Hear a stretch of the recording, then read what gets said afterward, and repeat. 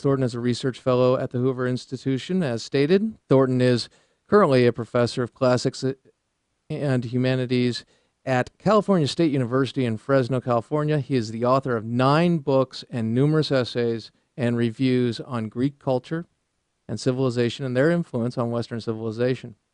His latest book, The Wages of Appeasement, Ancient Athens, Munich, and Obama's America. And he joins us Fridays as much as we can get him on, as the schedule permits. And he joins us now. How are you, Professor? I'm good, thank you.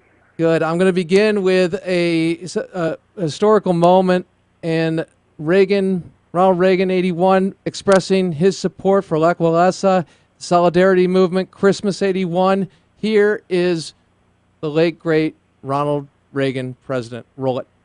They have been betrayed by their own government. The men who rule them and their totalitarian allies fear the very freedom that the Polish people cherish. They have answered the stirrings of liberty with brute force, killings, mass arrests, and the setting up of concentration camps. I urge the Polish government and its allies to consider the consequences of their actions. How can they possibly justify using naked force to crush a people who ask for nothing more than the right to lead their own lives in freedom and dignity? Brute force may intimidate, but it cannot form the basis of an enduring society, and the ailing Polish economy cannot be rebuilt with terror tactics. Poland needs cooperation between its government and its people, not military oppression. If the Polish government will honor the commitments it has made to basic human rights in documents like the Gdansk Agreement, we in America will gladly do our share to help the shattered Polish economy, just as we helped the countries of Europe after both world wars. It's ironic that we offered and Poland expressed interest in accepting our help after World War II. The Soviet Union intervened then and refused to allow such help to Poland. But if the forces of tyranny in Poland and those who incite them from without do not relent, they should prepare themselves for serious consequences. Serious consequences, the word there. And then we had this. This is President Obama speaking to then President Medvedev about being a little more flexible because this was his last election. And then we have Mitt Romney. Elections have consequences, and choices certainly do, referencing his statement on Vladimir Putin and educating the president during the foreign policy debate. Roll it. My last election, yeah. After my election, I have more flexibility. Yeah. Yeah, I understand. I transmit this information to Vladimir and I stand with him.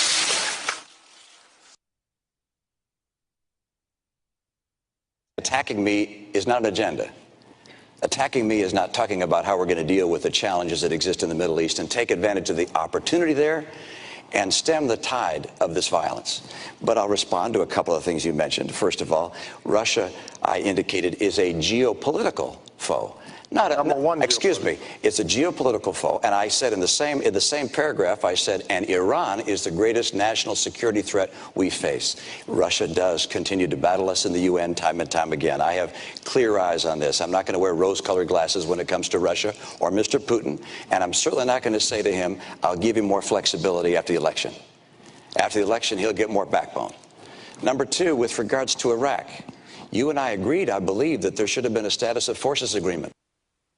Now, Professor, if you were teaching a class and those two things were played, you just heard those two clips, that was part of a presentation, I just say take the reins and teach us. What should we know about what's taking place in the Ukraine, and specifically, what should President Obama be doing to stop the aggression from Vladimir Putin and his desire for Russian, or for the former Soviet Union as it is, hegemony? Reagan's stirring rhetoric was an increase in the defense budget and the defense buildup that threw the gauntlet down to the Soviet Union and challenged them to try and keep up, which he knew they couldn't do. And the point is, the rhetoric has to be stirring, it has to be strong, but there has to be something backing it up. And there has been nothing backing up Obama's rhetoric. And today, he said, well, there will be costs. He said it's not in Russia's interest for this instability. This is just juvenile. Attempting to lecture Putin on what Russia's national interests are, that is exactly what Putin is pursuing. It is we who do not understand our own national interests and are not pursuing them because we have a president who is not interested in foreign policy, who does not believe in American exceptionalism and its role in the world, the justness of its role in the world, that wants to do nothing but go on campaign trips, speak in front of adoring choruses, while our interests and our security are challenged all over the world. We don't like Vladimir Putin, but Vladimir Putin is doing what the people who elected him want him to do.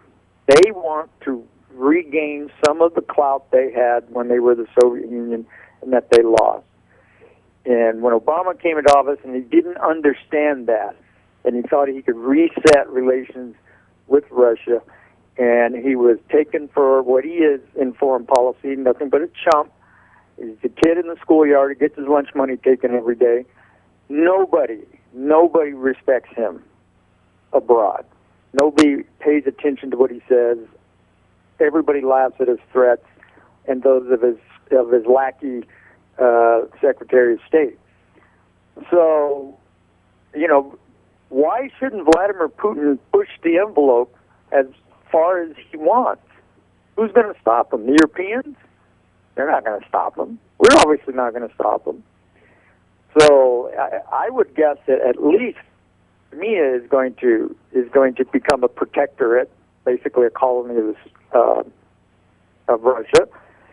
I don't think he has to really annex eastern Ukraine. He can dominate it to the point where it's as good as his. So again, it's consistent with his rampage throughout the whole Middle East, his support of Iran, his support of Assad in Syria, and that's made possible by the just criminal weakness and fecklessness of this administration. Well, if Russia was a corporation that produced oil in the sense of a business that did that, I think you'd see a lot more backbone from President Obama. If it was a Peabody coal, I think you'd see a lot more backbone from President Obama. I'm not trying to be funny here. I'm saying it's not like the president can't get tough or doesn't believe in things and doesn't believe in strong arm tactics. What is it about our president that won't have his passion for putting coal out of business that he doesn't seem to direct toward those who subjugate, torture, destroy, hang, brutalize people under autocracies, theocracies, dictatorships? Well, they're not his voters. They're not his base. He'll get tough when it pleases his base and the people are going to turn out for his party and keep his party, in power. He gets tough then because he knows that in this country, he's got the media cheerleading him on, and they're on his side, and he can always put together a rally, as he did today, where he goes and he's got, he's the Messiah. There is nobody like that outside the world. Nobody respects him, and he doesn't care, basically, because they're not his base. They're not the people who are going to vote for the Democratic Party. Everything is political with this president. Everything is political. That's all the presidency is for him, is a political office. Benefits first himself and now his party. And that's been the problem right at the beginning. I mean, that's why we got this disaster of Obamacare. Because it was a political idea that his party had dreamed of for decades, and he was going to deliver it to them. I don't know if there's any principle there. I don't even know if he has progressive principles. Every day that passes, I'm thinking that there's nothing there. In terms there's no of there. principle. Little Gertrude Stein going. That's elevating him. I'd say it's more like chance the gardener in being there. You know, he's just a blank screen on which.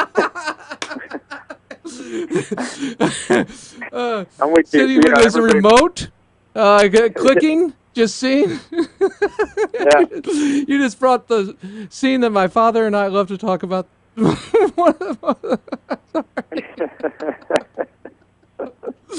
Oh, it's a great reference. Okay, well, it's true. yes. You know, it's. But there's a side of me that says he believes that America's done wrong.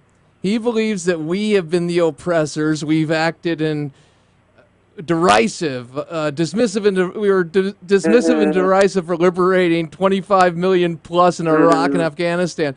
I mean, we could take him on the substance, but the worldview, he feels he's doing something right. There is a sense of justice. Does he not believe in freedom? Does he just believe in the term democracy, which can be used to describe one election, one time, and get 99% of the votes after that? I think go ahead. He believes in what every two-bit professor in this country believes, what the whole and much of the media and some of Hollywood, right?